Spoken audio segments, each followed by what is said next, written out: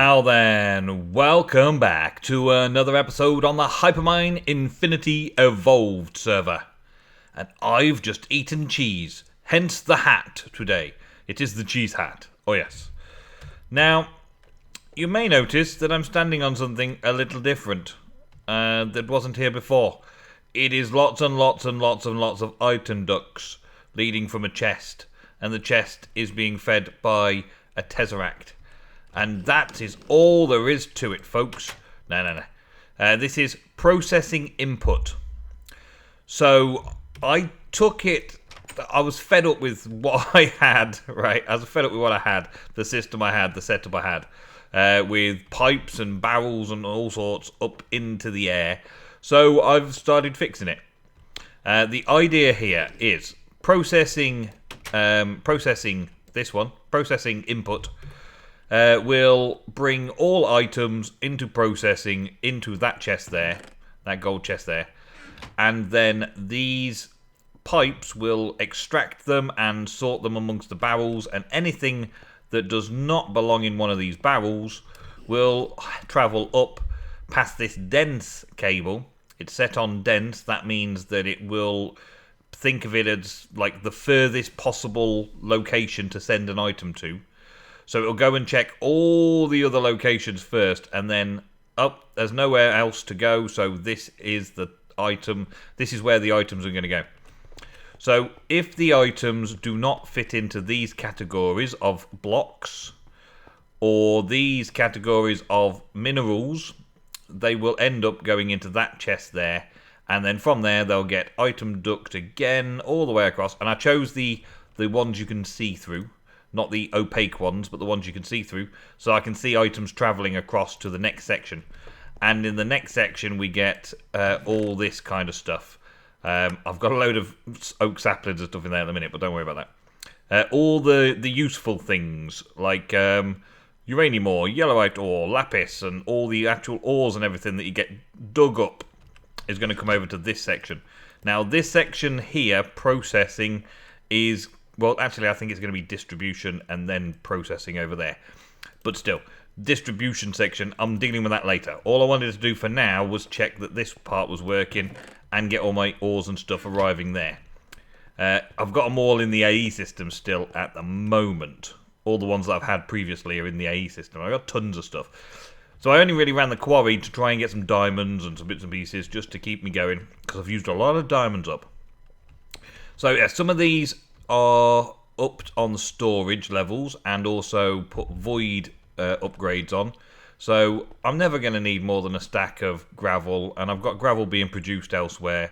Same with cobble. I'm never going to need more than a couple of stacks of cobble at one go, and I've got other stuff somewhere else. And then these ones will just fill up and not void out. This will void out, and so on and so on. I've got lots to show you. This is basically just a nice little sorting system to get rid of the blocks that would be destroyed if I didn't need them, as it were. They just fill your inventory. And the last thing I want is stacks on stacks on stacks of this kind of stuff clogging up an AE system. And same with this stuff, really. Flint. Well, I mean, we get tons of flint, but I don't want it sitting in my AE system just taking up a slot. Same with the salt. I don't want the salt clogging up anything. You know what I mean? I don't want it clogging up. And I've got a few spare slots here ready for putting in other things that I decide, nah, I'm not having that. Like, I'm going to be mining in the nether, so I'm going to get netherrack and soul sand, and maybe some of that ash stuff will go in here, and that kind of stuff we'll get rid of.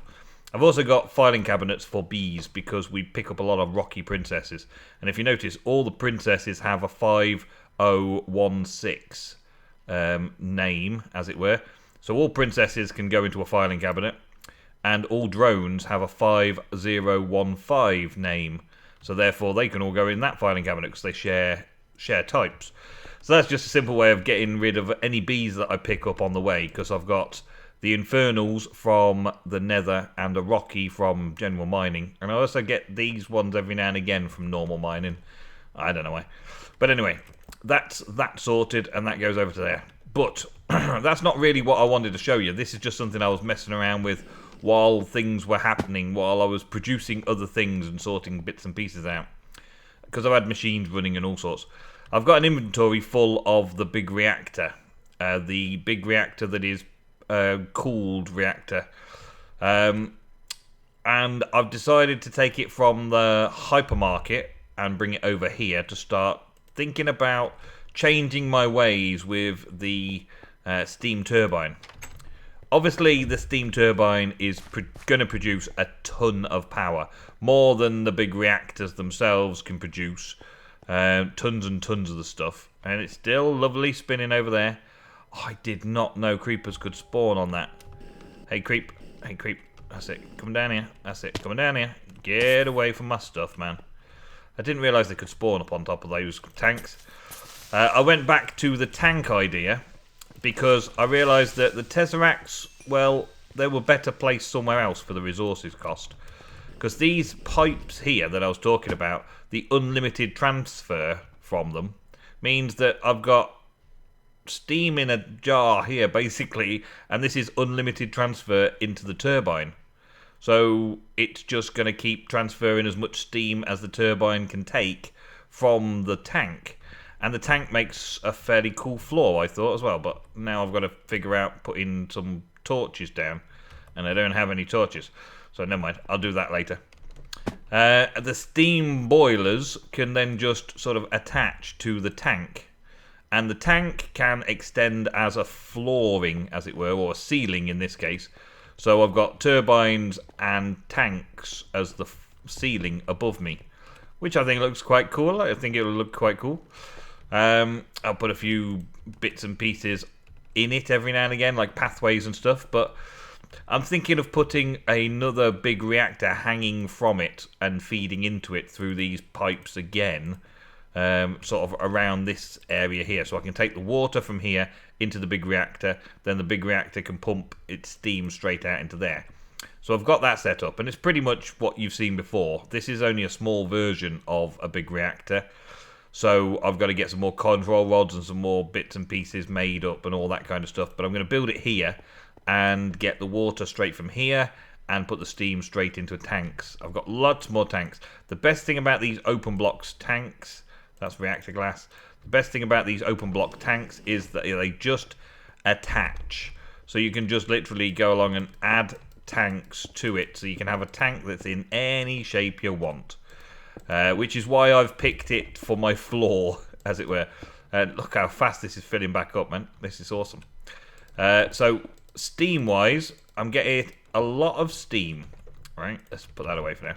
I'm getting a lot of steam, and I've only really got one boiler up to full speed at the minute. This boiler is up to full speed. It's nearly at full power, and the steam is actually building up. It can't get rid of the steam fast enough, which is a good sign. Very good sign, but I'm not messing with the reactor too much at the minute.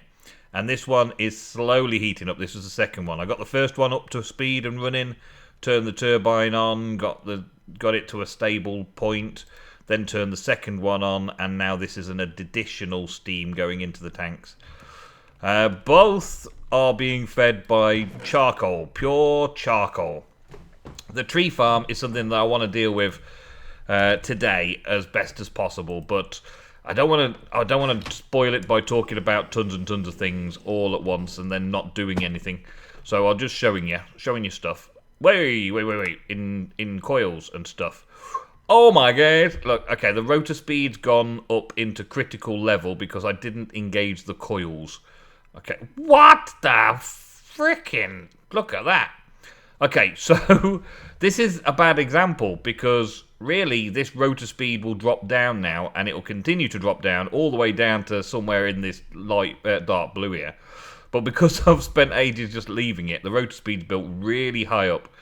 And now I've engaged the coils, I was getting like 24,000 RF per tick. Wow, just off 500 megabuckets of steam going in there. That's just 500 megabuckets of steam, man. And, yeah, I didn't realise that was happening. This has filled up. That's quite a big thing, isn't it? And I've got it sending out stuff via Tesseract to feed all of the machines now.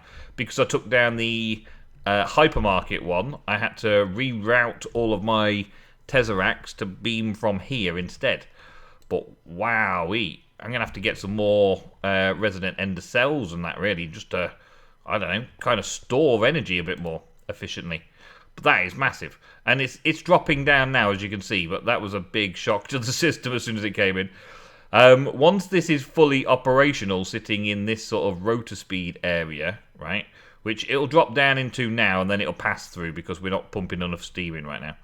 But once it gets down into this green area, I should see around about 24,000 RF per tick. And that's 23,000 RF per tick, and that's just dropping down into the OK area.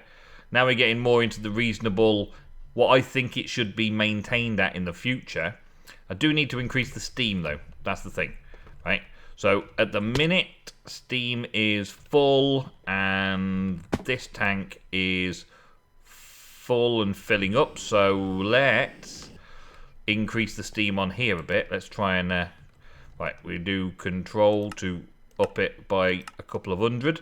Let's do it by 300. Let's see if we can stabilize the speed.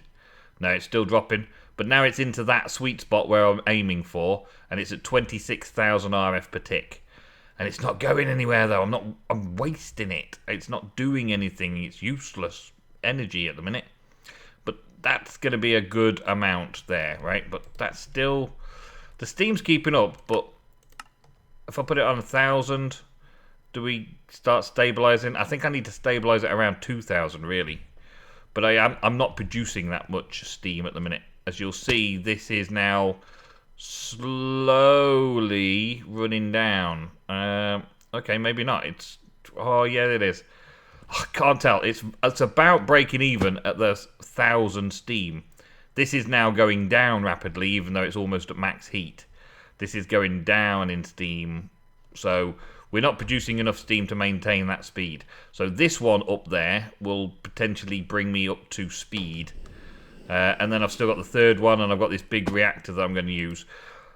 The big reactor is just basically to, I guess, just to sort of kick-start the system, because it takes forever to get this up to speed. It takes forever to get it up to this. It's been ages that I've been messing around with this.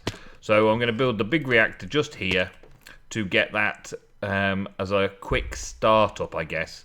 So I can just activate big reactor, use some Yellurium to speed up the process and get steam on quick.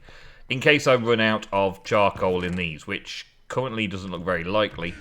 But that's only because the tree farm is working and I'm using up all my backlog of wood in a smelty fashion. So this redstone furnace here is upgraded, so it's got the 2 upgrades. The other one I've got back at base has got 3 upgrades. I upgraded.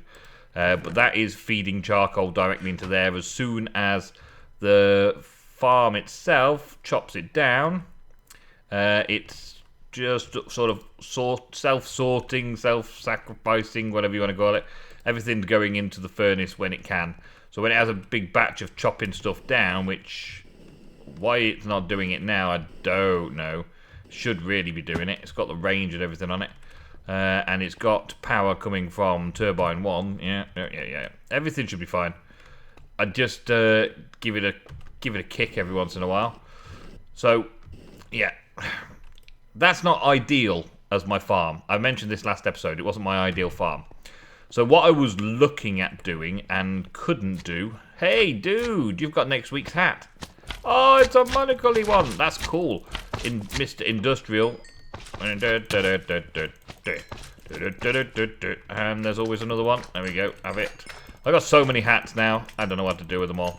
Start trading them, I guess. There we go. That's it. Starting to use them all up.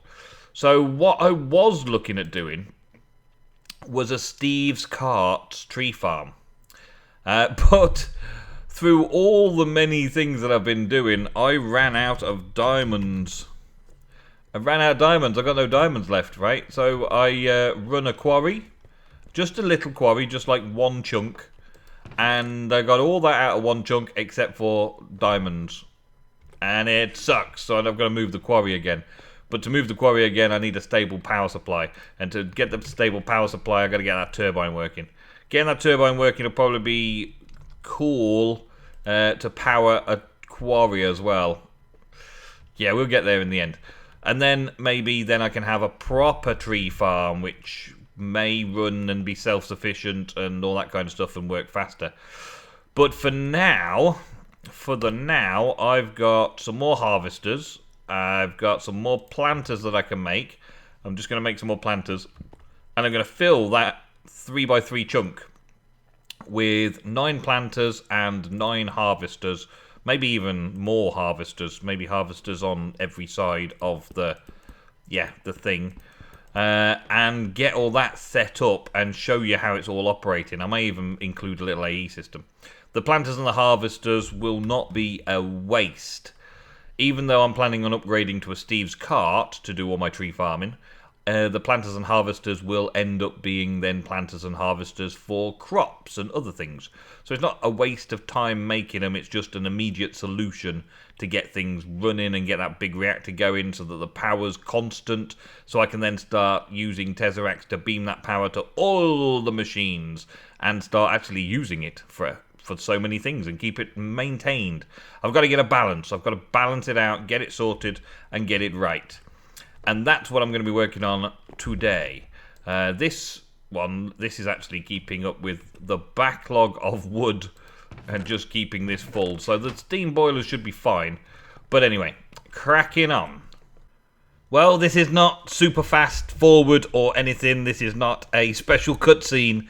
This is as actual fact how it works, how fast it cuts down all the trees. And there's a lot of wood still lying around in here, but it keeps shearing all the leaves off fairly quickly. I don't think it can quite keep up with the build of it all. Every now and again you'll see patches of the wood disappearing as well. I would love to go and show you what it's all about, but a tree will grow in my face. You might be able to see that I've got little clusters of 4 harvesters. Right, and if I bring up F9, you'll see that well, let's just do 1. So you'll see the red markings there. The clusters are basically on the inner edge of the center of the 3x3 chunks. And I've got the harvesters pointing into all the chunks around it. I've also got another one over that side doing that half. And we've got a lot of coverage in that. If I use the precision sledgehammer, you'll see exactly what coverage we've got. It's kind of odd, but still, it's there. All of the harvesters have been increased their range to basically cover the entire floor and have lots of overlapping. So there's more than one harvester trying to harvest certain areas, and in some places only one harvester responsible for a whole area. Which, I don't know if that's working to an advantage or a disadvantage, but overall, it's working. Right? Overall, it's working. And in each chunk, I've got a planter that is planting out oak saplings as fast as it can as well. And will we ever get a nice clear run? No, because the trees just keep on growing real fast. I might actually limit it to this room and put a level in that is at 6 blocks higher. So trees can't grow into huge, great big trees. They can only ever grow into the simpler to cut down trees. The problem I'm having over here is... let me just check my backpack. The problem I'm having over here is that mobs are spawning on these logs as they're uncut from these great big spawn trees. Now, it's not that big a deal because I don't have to come in here. But when it cuts the trees down, it leaves these great big stumps. And then the next one grows and it decides, oh, I'd better take the leaves out first before I start taking all that wood down off there. Or it forgets about it, or something or other, and it disappears, and then mobs can spawn on the top of these. No, that wasn't what I meant to do. Mobs can spawn on the top of these, you see. And that's where all the mobs are coming from in this room. So I may need to go and invest in making a magnum torch. It's simply enough making a QED and getting a few diamonds together and all that. But that's about it. And, yeah, so there are 4... harvesters harvesting a given area. Die. Thank you. In this jungle thing. And I can jump down through these. Just for now. And then there's planters on all of the quadrants. Quadrants? No, because it's not quarters. Each of the chunks has got its own planter. And the planter is fairly simply set up. At the minute, I'm putting charcoal into the survivalist generator by hand, but the one over there is actually set up right.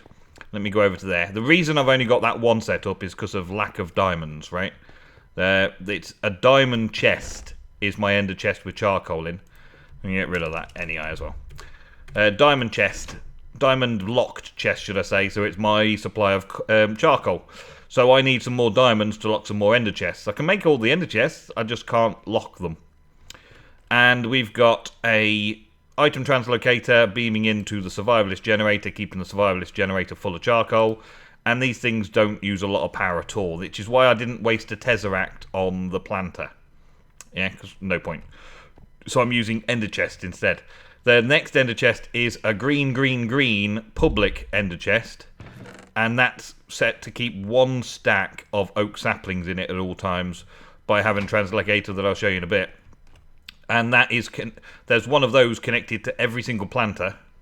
Well, apart from a couple in the middle, maybe? No, actually, every single planter. Yeah, I did try doing the middle stretch different, like some acacia wood and some spruce and all that kind of stuff. But I ended up just doing straight oak for this farm. That is set up to filter only oak saplings in there, because this blank chest, I may end up having a stack of saplings of every tree type on the public channel. Depends on how many farms I get and all that kind of stuff. It may be that there's cactus in there and stuff. And I don't want cactuses and things put into the planter because it'll just fill it up. And I don't want other tree types in there, I only want the oak wood. So I've put a filter on it so that it'll only allow oak saplings into there. And it'll just keep filling it as fast as I can. And the bit back at base will keep that one stack in there at all times. So the ender chest is basically the same one stack of saplings is available for every single planter. And then all the survivalist generators will have a charcoal chest, keeping that full of charcoal. And I only have to keep the chest with saplings in and the chest with charcoal in full of stock, and the rest of this will take care of itself and never need worrying about. And because it's designed to make charcoal, it's kind of self-sufficient in that way. The harvester only has a tesseract in the middle, and that is on processing input. So it's receiving power and it's sending items. So everything is done by that one tesseract, and 4 harvesters are run off that one tesseract, all pointing in different directions, all all upgraded with an emerald range upgrade, because I've got more emeralds than I've got diamonds, so it ends up being a radius of the machine to 25 by 25. So that's quite a big range that they have, which is why it basically covers a great big area there, and this one covers a great big area there, and at some point over in this corner they overlap, and same with those, they overlap in that corner, and then those ones over there overlap in the middle with these ones, and all kinds of overlaps, which I thought was a good idea, but I'm not so sure anymore. I'm not so sure it's working like that. But I am very pleased with how much wood and charcoal it is all producing. I mean, this is fairly rapid at producing lots and lots of trees and lots of wood and lots more saplings and stuff, and it's working okay. If we go back to HQ, back to the base, before we have a look at the big reactor and see how the final product is going, this whole thing was supposed to have been done last episode, but wow, what a big task it was. Okay, so I showed you this earlier, this setup here. I've moved the saplings now up to further along so that it can beam straight into the ender chest, and that was just putting a diamond nugget onto the translocator to make it so it regulates the amount of stock that goes in there. And so, of course, all of the saplings come along and they go into the barrel. It's actually a void barrel, so when it gets to a certain amount, it'll just void off the excess, but it then fills the ender chest to make sure all the planters are full. Just look at how much wood's coming through it, though, right? This is rapido. And this wood barrel here has been upgraded to 384 stacks and void the rest, just to keep it going, just to keep it flowing. Now, I might change that a little bit in the future to extract some of this wood into another, I don't know, maybe another ender chest, to make sure that my systems around the place can have access to a stack of wood at all times. And this is so full from that farm that both of these redstone furnaces are full making charcoal and can possibly do a lot faster. And my charcoal, looks like my lava's run out. And my charcoal chest down the back here is receiving from those two and remaining pretty much ever full, right? And it's now running 3 steam boilers off that charcoal. 3 steam boilers, and all of the planters are going to be running off that charcoal eventually. And I reckon one of these furnaces might be able to keep up with that. With the amount of wood that we've got coming in, shouldn't be a problem at all. Wow, look at it. Doesn't it look awesome? It's getting there. I made this extra fancy rather than just practical. I started playing around with it and made it extra fancy. Spent an extra couple of hours just fancying it up. And it kind of looks cool. It's the central chunk of the area. And the plan is to have 4 fairly basic big reactors. Now, this isn't optimized by any stretch of the imagination, but it is allowing me to cool around the core in all of them. So it's a very simple one. And it is literally just there to take water on board, which is the point of all this. There's all of these transfer nodes I made, which gets water up and puts it into the tank. And then the tank goes all the way around, so all 4 reactors share the tanks in the same way as the steam is shared. And this particular reactor takes water through here in stacks, and I can increase the speed of this as well if I need to take it into the big reactor here. And that should keep this full. I had this running at its full speed, and the water never went down. So it's got plenty of water. It's doing fine there. And it was producing about 280 millibuckets of steam. Which with all 4, that would be 1,000. And 1,000 is a fraction of the amount that I want to run all of my turbines. But it is a good way to sort of like fill up these tanks and kickstart it if the steam boilers are off for any reason, for whatever reason they may be turned off. They should all be on max speed at the minute, well, max steam, and keeping up their steam. Look, they're keeping up their steam currently inside them because the tanks are all full, all left nicely. Keeping up their steam, and of course you've seen that the charcoal is in full production, so that's fine. I could fill more tanks, but this is quite a lot of steam already in these tanks, and the tanks will expand out over time. And the turbine is running as well. Now, as for coils, I've got 40 coils, but I've been hearing 36, 37 is an optimum. So I might reclaim a couple of those later once I've tested it out for the next reactor. But that's a while yet. I don't need the power for that yet. Let's have a look how it's running. It's currently full up. This is currently near enough full up. It's got 2 Tesseracts.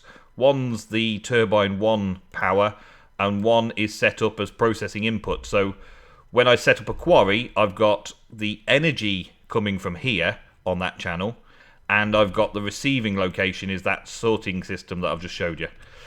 But as for the reactor, it's currently engaged coils. It's currently active. It's currently receiving 1,000 millibuckets of steam, and it's set on this revolutions, which is around the 900 mark, which is a sweet spot, and it's stabilized, and it's producing 11,555 RF a tick from that 1,000 millibuckets, and those look like they could cope with more. So this is the big thing now. I'm gonna give it a whack and tell it to up itself. Get up yourself, right? We know 1,000 works fine. And 1,000 working fine at 11,000 RF per tick is what those 4 should be able to do for me to get this kick-started if anything goes wrong with the steam production down there. These 4 can just have a stack of yellurium each, and I can just turn them all on, and they'll all produce about the 1,000 steam overall to give me that reading of 11,000 RF per tick and the turbine working. So I've always got a backup plan that way, right? But as you can see, this is now rising. and it will actually peter out when it's ready to peter out. And I'm not sure where it's going to peter out at. So we'll give it a few minutes and I'll be back to show you where it levels off. Well, already straight away I can see that the steam is running out of the steam boilers.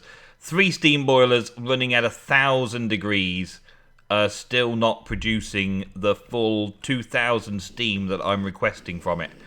Because everything was full and backlogged, that means the steam boilers are trying to refill the tanks, which means I'm taking 2,000 per tick out, which is the maximum for a big reactor turbine.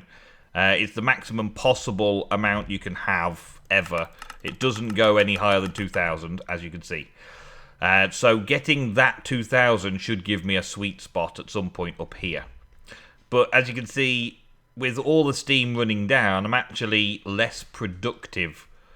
And, well, that's no good. So I'm going to reduce it back down and let it sink back down and stabilise at that 11,000 per tick. And stabilise my steam consumption. Knowing that it can't do 2,000 with 3 boilers on full power means that I'm probably going to make at least a 4th. But while I'm at it, I may as well just set up another 3 here and pump them straight up into the same tank. And hopefully 6 will be okay. The farm should be able to take 6. I mean, it's taking 3 and it's hardly making a dent in the charcoal. And that's been running for a little while now, as you can probably tell by the amount of excess stock I've got back at home. So thank you all very, very much for watching another episode on the Hypermine Infinity Evolved server. I will see you in the next episode coming very soon, where I shall be slightly less stressed because this is done now. We now have all the power we need reliably for a long term, and it's just a case of now doing all the cool things that I really, really want to get into and was worried about not being able to supply the power to it. So, tune in next time. Thank you very much for watching, and goodbye.